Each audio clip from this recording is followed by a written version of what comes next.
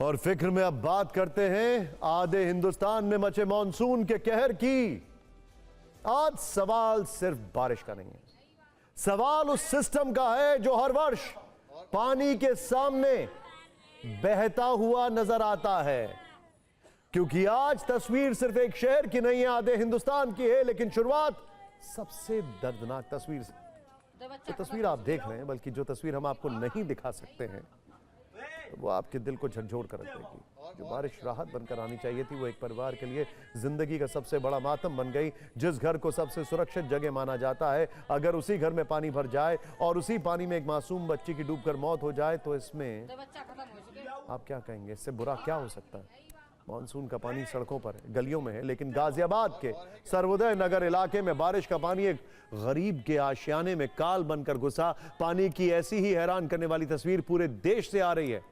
Delhi NCR हो या महाराष्ट्र, उत्तराखंड हो या हिमाचल, बारिश और बाढ़ का कहर हर तरफ देखने को मिल रहा है। सड़कें समंदर में तब्दील हो चुकी हैं। करोड़ों लोगों की जिंदगी बेतरतीब बहते पानी के भरोसे छोड़ दी गई है। कहीं नदी में गैस सिलेंडर बहते दिखाई दे रहे हैं, कहीं बाइक और कारें जमीन में समा गई हैं, तो कहीं घरों में पानी घुस चुका है। दिल्ली की सड़कें कुछ घंटों की बारिश में नदी बन जाती हैं। महाराष्ट्र में जिंदगी पटरी से उतर जाती है। हिमाचल और उत्तराखंड में पहाड़ धड़कते हैं। दावा था कि दिल्ली को पेरिस और लंदन बना दिया जाएगा, लेकिन कुछ घंटों की बारिश ने दिल्ली को वेनिस बना दिया। कई वीआईपी इलाकों की सड़कें आज घुटनों तक पानी में डूबी। ड्रेनेज सिस्टम पूरी तरह जाम है और लाखों की आबादी को बंधक बन गई। मुंबई में हर वर्ष बीएमसी हजारों करोड़ रुपए का बजट ड्रेनेज की सफाई के नाम पर खर्च करती है, लेकिन भारी बारिश में देश की आर्थिक राजधानी लाचार खड़ी नजर आती है। हालांकि यह भी सही है कि पिछले 2 दिनों में दिल्ली में औसत से कहीं ज्यादा बारिश हुई है। दिल्ली के कई इलाकों में कल से 100 मिलीमीटर से ज्यादा बारिश हो चुकी है, जबकि अगले 24 घंटे में और भी ज्यादा बारिश होने की संभावना है। एक्सपर्ट्स लगातार कह रहे हैं अभी और रुलाएगा पानी। कुछ ही दिनों की बारिश में भारत के बड़े बड़े शहर धुलते जा रहे हैं, डूबते जा रहे हैं, बहते जा रहे हैं और झील बनते जा रहे हैं। सबसे पहले गाजियाबाद में वसुंधरा की तस्वीर देखिए। भारी बारिश के कारण सड़क पर खड़ी गाड़ी अचानक पाताल लोक में पार्क हो गई। सिंक होल बन गया। यहां पर सिंक होल कहते हैं इसे। तस्वीर सोशल मीडिया पर वायरल हुई तो बैरिकेडिंग कर दी गई। यह दूसरी तस्वीर गाजियाबाद के इंदिरापुरम इलाके की है, जहां सड़कों पर स्विमिंग पूल साफ दिखाई दे रहा है।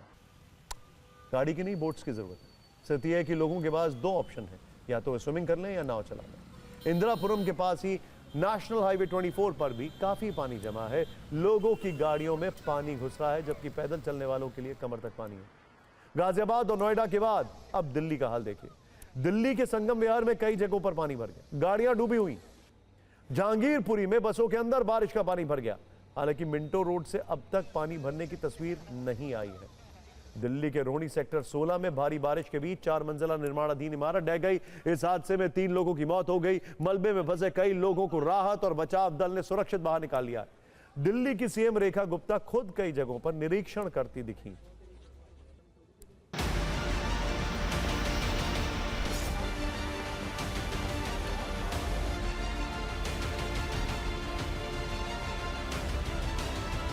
गुड़गांव के सेक्टर 37C के एम्पीरिया एस्फेरा सोसाइटी में एक फ्लैट का छज्जा अचानक सुबह सुबह गिर गया। आप देखेंगे ये वो फ्लैट है और ये छज्जा आप देख रहे हैं, ये अचानक सुबह पूरा ऊपर से नीचे की तरफ गिरा, जिससे दूसरा जो नीचे फ्लैट है वो भी पूरी तरीके से डैमेज हो गया। गनीमत इस बात की रही कि इसमें किसी को भी चोट नहीं लगी।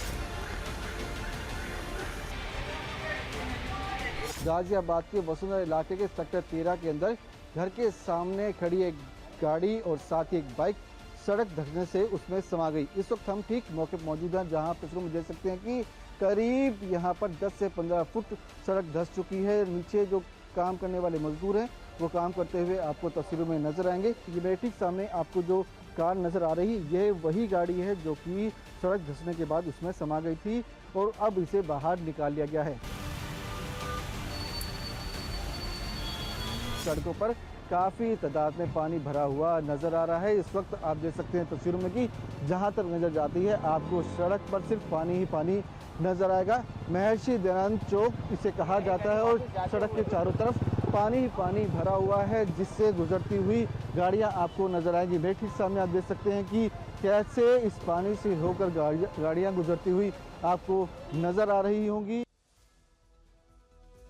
दिल्ली एनसीआर से थोड़ा आगे जाने पर अलीगढ़ और मेरठ में भी आज खूब बारिश हुई है, जिसमें शहर के कई हिस्से पानी में डूब गए। मेरठ के एक अस्पताल में बारिश का पानी घुस गया। अस्पताल के कर्मचारी वाइपर लेकर पानी निकालते दिखे हैं। मथुरा वृंदावन में बारिश के बाद बांके बिहारी मंदिर के मुख्य रास्ते पर पानी भर गया। श्रद्धालु गंदे पानी को पार कर दर्शन करने को मजबूर हुए। यहाँ दुकानों में भी पानी घुस गया है। यूपी के सहारनपुर में बारिश से नदियां उफान पर हैं। पानी के तेज बहाव में बहे बाइक सवारों को स्थानीय लोगों ने बचाया। गुरुग्राम में आज पानी में डूबी सड़कों की तस्वीर तो नहीं आई, लेकिन भारी बारिश में एक हाई राइज इमारत की पूरी बैल्कनी ही गिर गई। राहत की बात यह रही कि उस वक्त वहां कोई मौजूद नहीं था। नहीं तो सोचिए, अगर बारिश के इस मौसम में उस बैल्कनी में कोई चाय और पकौड़ों का आनंद ले रहा होता तो क्या होता। खैर, देश में बाढ़ बारिश की इन तस्वीरों के बाद एक तथ्य आपके सामने पेश करते हैं। सरकार बार बार कह रही है कि एथेनॉल मिक्स पेट्रोल का इस्तेमाल बड़ा फायदेमंद साबित होता है। इससे भारत की विदेशी कच्चे तेल पर निर्भरता कम होती है। भारत को कच्चे तेल का आयात कम करना पड़ेगा। इससे देश में विदेशी मुद्रा भंडार बढ़ेगा और अर्थव्यवस्था बेहतर होगी। लेकिन क्या आप जानते हैं कि देश में सिर्फ ट्रैफिक जाम में फंसने की वजह से ही देश की अर्थव्यवस्था का कितना नुकसान हो रहा है। बारिश की वजह से लगने वाला ट्रैफिक जाम सिर्फ लोगों की परेशानी नहीं है, यह समय, ईंधन, उत्पादकता और पर्यावरण चारों मोर्चों पर भारी आर्थिक नुकसान पहुंचाता है। भारत सरकार के आर्थिक सर्वेक्षण में भी इसका उल्लेख किया गया है। सरकारी रिपोर्ट में दावा किया गया है कि वर्ष 2014-15 से लेकर 2026 तक यानी पिछले लगभग 12 वर्षों में सरकार ने 1,90,000 करोड़ रुपए की विदेशी मुद्रा की बचत की है। यह आंकड़ा काफी बड़ा है, आप भी मानेंगे, लेकिन अब ध्यान से देखिए 4 महानगरों में ट्रैफिक जाम की तस्वीर क्या पेश कर रही है। वर्ष 2018 की उबर BCG की रिपोर्ट के मुताबिक केवल दिल्ली, मुंबई, बेंगलुरु और कोलकाता में ट्रैफिक जाम की वजह से हर साल लगभग 22 अरब डॉलर यानी 1,50,000 करोड़ रुपए का आर्थिक नुकसान होता है। यह सिर्फ एक साल का आंकड़ा है। 12 वर्षों में यह नुकसान 18 लाख करोड़ रुपए तक पहुंच जाता है। सरकारी रिपोर्ट में दावा किया गया है कि पिछले 12 वर्षों में एथेनॉल ब्लेंडिंग की वजह से 310 लाख मीट्रिक टन कच्चे तेल का आयात टला। लेकिन देश के सभी शहरों में ट्रैफिक जाम होने वाले नुकसान का अनुमान लगाया जाए तो यह आंकड़ा कितना होगा, आप कल्पना भी नहीं कर सकते। वर्ष 2017 की CRRI की स्टडी के मुताबिक पूरे देश में भीड़ भाड़ और जाम के चलते हर दिन लगभग 960 करोड़ रुपए का अतिरिक्त ईंधन जलता है, जो सालाना लगभग 3.5 लाख करोड़ रुपए बैठता है। जबकि 20% एथेनॉल ब्लेंडिंग से भारत सालाना 700 करोड़ लीटर कच्चा तेल और लगभग 43,000 करोड़ रुपए की विदेशी मुद्रा बचा रहा है। सिर्फ दिल्ली में आम लोगों को जाम की कितनी कीमत चुकानी पड़ती है, इसके आंकड़े हैरान करने वाले हैं। अकुशल मजदूर सालाना 7,200 से 19,600 रुपए का नुकसान, कुशल श्रमिक सालाना 8,300 से 23,800 रुपए का नुकसान, उच्च कुशल पेशावर सालाना 9,000 से 25,900 रुपए का नुकसान। हाई स्किल्ड इनकम वाले शहर बेंगलुरु का भी यही हाल है। Institute for social and economic change यानी ISEC के एक अध्ययन के मुताबिक वर्ष 2018 में बेंगलुरु में ट्रैफिक जाम की वजह से करीब 7,07,000 काम के घंटे बर्बाद हुए हैं, जिसकी आर्थिक लागत करीब 1,170 करोड़ रुपए की गई है। कुल मिलाकर यह कहा जा सकता है कि भारत को इस वक्त ईंधन और विदेशी मुद्रा बचाने के लिए एथेनॉल वाले पेट्रोल से कहीं ज्यादा खराब ट्रैफिक के मैनेजमेंट की जरूरत है। इससे काफी पैसा, विदेशी मुद्रा और समय को बचाया जा सकता है। और इसका उपाय क्या है, कभी यह सोचा आपने? इसका उपाय है बेहतर और मजबूत पब्लिक ट्रांसपोर्ट सिस्टम। खैर, दिल्ली NCR से निकलते हैं, ये ट्रैफिक की खबरों से निकलते हैं और आपको लेकर चलते हैं महाराष्ट्र, जहां आज करीब 3,000 गैस सिलेंडर पानी में बह गए। हजारों किलोमीटर समुद्र पार करके आने वाला गैस सिलेंडर रायगढ़ की पाताल गंगा नदी को पार नहीं कर पाया। यह मामला महाराष्ट्र के रायगढ़ जिले की पनवेल तहसील का है। यहां पाताल गंगा नदी में अचानक बाढ़ आ गई, जिसके कारण पानी HPCL पाताल गंगा LPG बॉटलिंग प्लांट में घुस गया। इससे करीब 3,000 सिलेंडर पानी में बह गए। नदी में बहते सिलेंडर को देखने के लिए लोगों की भीड़ जमा हो गई। कुछ लोग तुरंत पानी में उतरे और सिलेंडर बाहर निकालकर अपने साथ ले जाने लगे। हालांकि बहुत ही खतरनाक हो सकता था, लेकिन फ्री की चीज लूटना भारत में लोगों को काफी पसंद है, इसीलिए वो ज्यादा खतरों की परवाह नहीं करते हैं।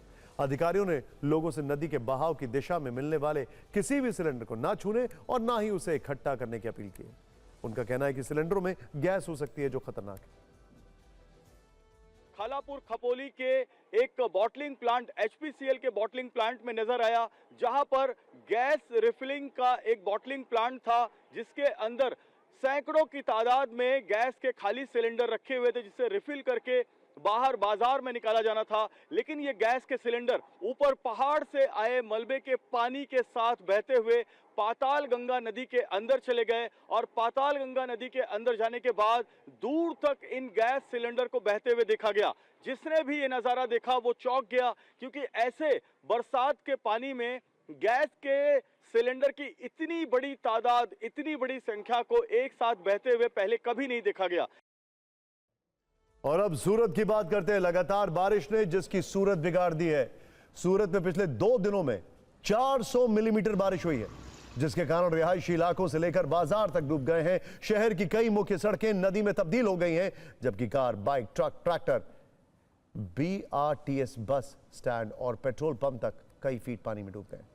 हालात इतने गंभीर हैं कि NDRF और फायर ब्रिगेड की टीमें लगातार बोट के जरिए राहत अभियान चला रही हैं। अब तक 300 से अधिक लोगों को सुरक्षित निकाला गया, जबकि फायर ब्रिगेड ने अकेले 176 से ज्यादा लोगों का रेस्क्यू किया है। बारिश में शहर के करीब 100 टेक्सटाइल मार्केट डूब गए हैं। बेसमेंट में रखी करोड़ों रुपए की साड़ियां और ड्रेस मटेरियल बर्बाद हो गए। हजारों करोड़ रुपए के नुकसान का दावा किया जा रहा है।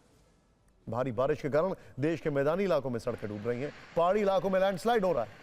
हिमाचल प्रदेश के पानी में अचानक पहाड़ का एक हिस्सा टूटकर सड़क पर आ गया। राहत की बात यह रही कि इस दौरान वहां से कोई गाड़ी नहीं गुजर रही थी। उत्तराखंड के टिहरी में लैंडस्लाइड हुआ। पहाड़ के दरकने के बाद मलबा नीचे आया। इसमें एक पुरानी खाली इमारत जमींदोज हो गई। लैंडस्लाइड से पहले ही दुकानदारों को वहां से खाली करा लिया गया था। वैष्णो देवी मार्ग पर लैंडस्लाइड हुई, इसके बाद बैटरी वाले ऑटो पर रोक लगा दी गई।